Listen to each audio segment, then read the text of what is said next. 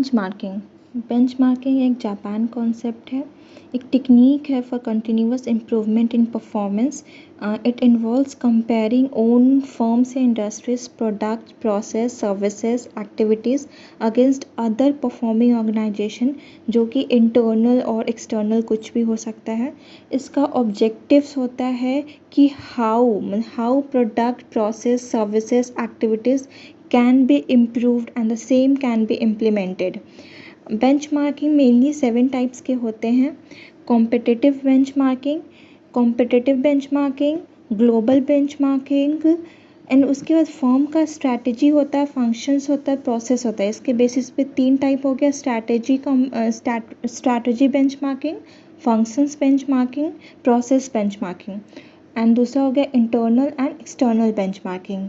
ठीक है, अब इसका ब्रीफ एक्सप्लेनेशन. कॉम्पिटिटिव बेंचमार्किंग में कंपैरिजन होता है एक सेम सेक्टर ऑफ कॉम्पिटिटर के साथ. ग्लोबल बेंचमार्किंग में कंपैरिजन होता है किसी फॉरेन एंटरप्राइजेस के कंपैरिजन. एंड स्ट्रैटेजिक बेंचमार्किंग में कंपैरिजन होता है एक फर्म्स और एक इंडस्ट्री के स्ट्रैटेजी का, उसके कोर कॉम्पिटेंसीज का, किसी और ऑर्गेनाइजेशन का. इससे क्या होता है कि जो ओवरऑल परफॉर्मेंस होता है वो इन्हांस करता है, इंक्रीज करता है by just examining the long term strategy. Functional benchmarking होता है, इसमें कंपैरिजन होता है एक इंडस्ट्रीज़ के फंक्शंस का, how they function with different sector of organization. इसमें जो मेनली होता है, जो फंक्शंस या प्रोसेस होता है वो सिमिलर होता है.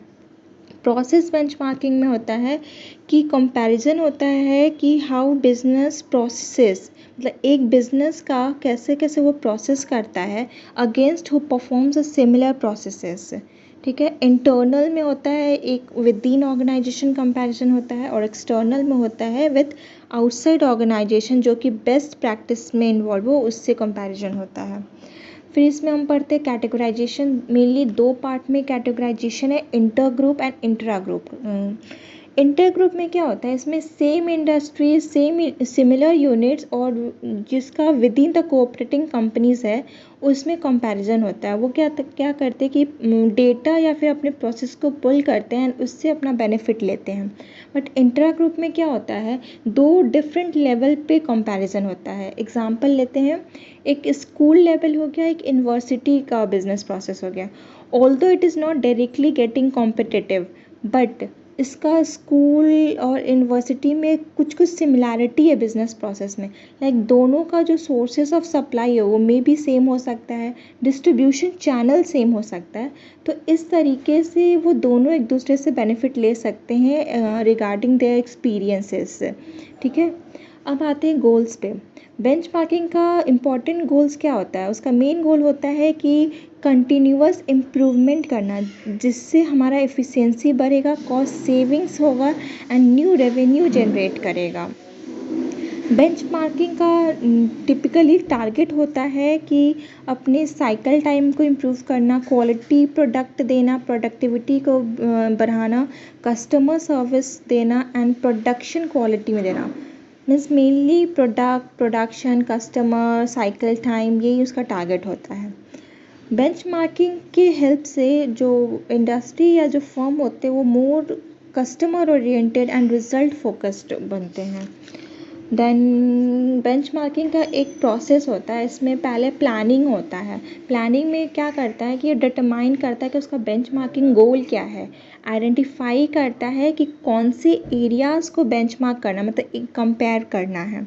और जो एरियाज़ है मेनली 2 पे बेस्ड होता है. एक कस्टमर सेटिस्फैक्शन के बेसिस पे एरियाज़ आइडेंटिफाइड होता है, और एक होता है कि वैसे एरिया जो बॉटम लाइन को इम्पैक्ट करे. कस्टमर सेटिस्फैक्शन बोले तो कंसिस्टेंसी क्या है कस्टमर सर्विस देने में, क्वालिटी डिलीवरी के regarding, response regarding customer requirement, ये सब उसमें आएगा. एंड एरिया जो इम्पैक्ट करता है बॉटम लाइन में, इसमें आएगा जैसे कॉस्ट ऑफ सेल्स हो गया, इन्वेंट्री का लेवल क्या है, वर्क इन प्रोसेस क्या है, वेस्ट एंड रिजेक्शन लेवल क्या है. फिर दूसरा स्टेप आता है हम data collection of data and information. इसमें हम डेटा को कलेक्ट करते हैं, इन्फॉर्मेशन एंड एक बेस्ट प्रैक्टिसेस आइडेंटिफाई करते हैं. उसके बाद उसके बेसिस पे हम अपने को एनालाइज एंड फाइंड कंपेयर करते हैं. एंड एंड देन रिकमेंडेशंस होता है। रिकमेंडेशंस में क्या करता है कि हम जो भी इम्प्रूवमेंट कर रहे हैं उसका फिजिबिलिटी चेक करते हैं कि whether it is feasible to make the improvement और नॉट।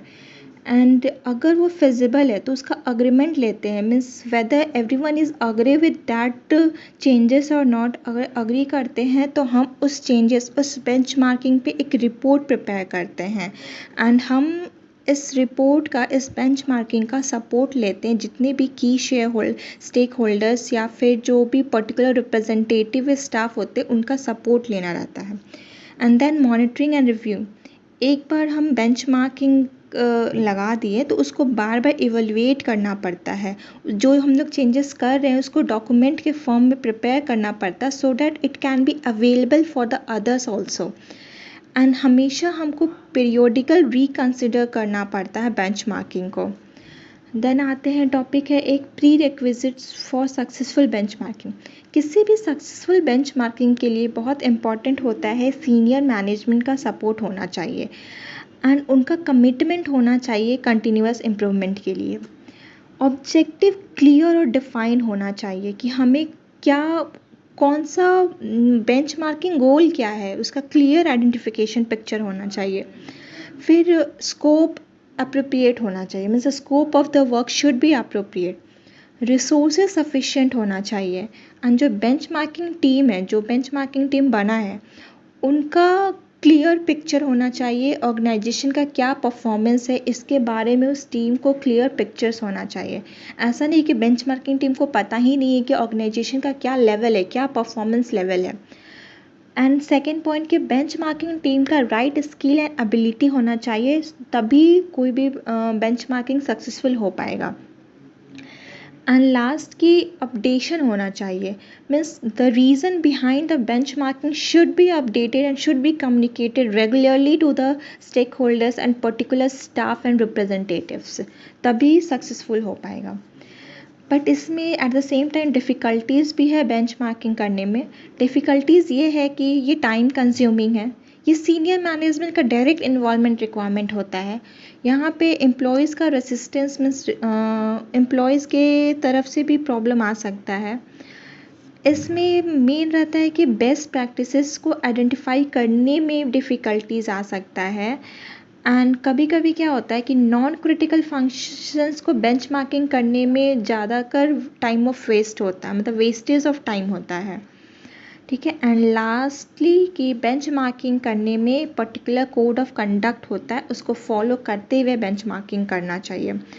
इसका कोड ऑफ कंडक्ट में आप सिर्फ नेम याद रखेंगे कि principles of legality, exchange, confidentiality, use, preparation and first party contact and third party contact.